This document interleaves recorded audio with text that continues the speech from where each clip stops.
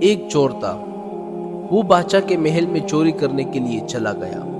رات کا وقت تھا اور محل کے ایک کمرے میں بادشاہ اور اس کی بیوی بیٹھ کر باتیں کر رہے تھے۔ یہ وہاں کھڑا ہو کر ان کی باتیں سننے لگا تو اس چور نے سنا کہ بادشاہ اپنی بیوی سے کہہ رہی ہے کہ میں اپنے بچی کی شادی ایسے شخص سے کراؤں گا جو نہایت متقی پرہیزگار ہو، جو بہت بڑا اللہ والا ہو، اور میں اپنے بچے کی شادی کسی اور سے نہیں کراؤں گا۔ جب چور یہ باتیں سن رہا تھا تو اس کے دل میں آیا کیوں نہ میں کچھ ایسا بن کر دکھاؤں کہ میرے ساتھ ہی شہزادی کی شادی بادشاہ خود کرا دے۔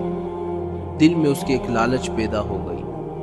اب وہ چوری کو بھول گیا، دھوکے پر اتر آیا اور گھر میں جا کر بہت دیر تک سوچتا رہا کہ کس طرح میں اس بات میں کامیاب ہو جاؤں۔ تو اس کے ذہن میں ایک بات آئی کہ بادشاہ کے محل کے قریب ایک مسجد ہے، اس مسجد میں جا کر بزرگانہ لباس پہن کر وہاں پر بیٹھ جاتا ہوں، دن رات عبادت میں مشغول ہو جاتا ہوں۔ کسی نہ کسی طرح بادشاہ تک یہ بات پہنچ جائے گی کہ کوئی آدمی ایسا متقی پرہیزگار ہے جو دن رات اللہ کی عبادت میں مصروف ہوتا ہے۔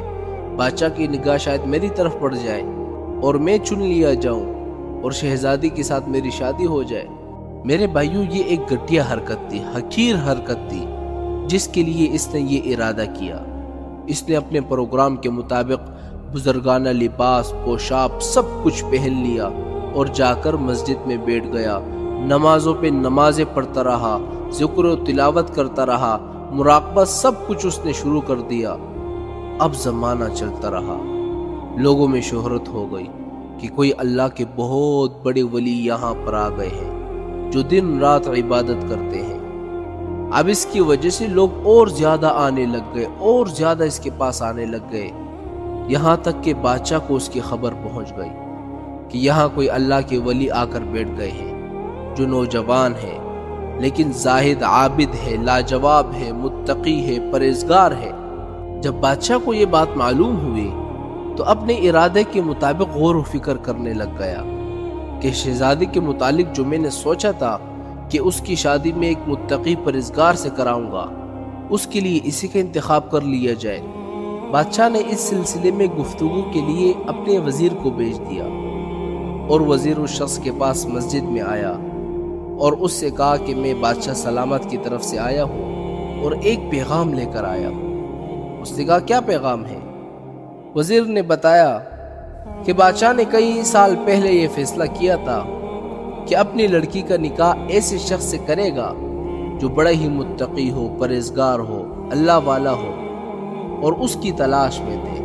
اب جو نظر گئی ہے تو آپ کے سوا بادشاہ کو اور کوئی نظر نہیں آ رہا، لہٰذا بادشاہ نے مجھے بھیجا ہے کہ اس سلسلے میں آپ سے گفتگو کروں۔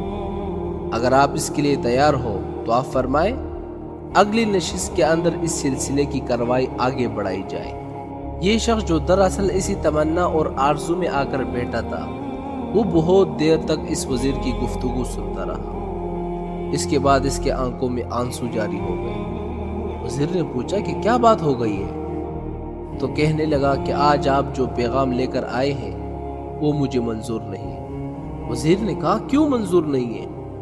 اس نے کہا کہ دیکھیں، میں صاف صاف آپ کو بتاتا ہوں کہ میں اصل میں ایک چور تھا اور میں بادشاہ کے محل میں چوری کرنے کے ارادے سے ایک مرتبہ چلا گیا، اور پھر وہاں پر بادشاہ کی اپنی بیوی کے ساتھ گفتگو ہوئی کہ میں اپنے بچی کا نکاح ایسے شخص سے کراؤں گا جو متقی ہو، پرہیزگار ہو، تو میں نے اس کو سن لیا۔ اور اس کے بعد اس چور نے کہا کہ میں نے یہ جو بزرگانہ لباس اختیار کیا ہے اسی لالچ کی وجہ سے کیا تھا کہ یہ ساری دولت مال مجھے مل جائے، لیکن جب میں یہاں آ کر بیٹھا تو خدا نے مجھے اپنا بنا لیا۔ اب بس اسی کے بعد مجھے کسی کی ضرورت نہیں ہے۔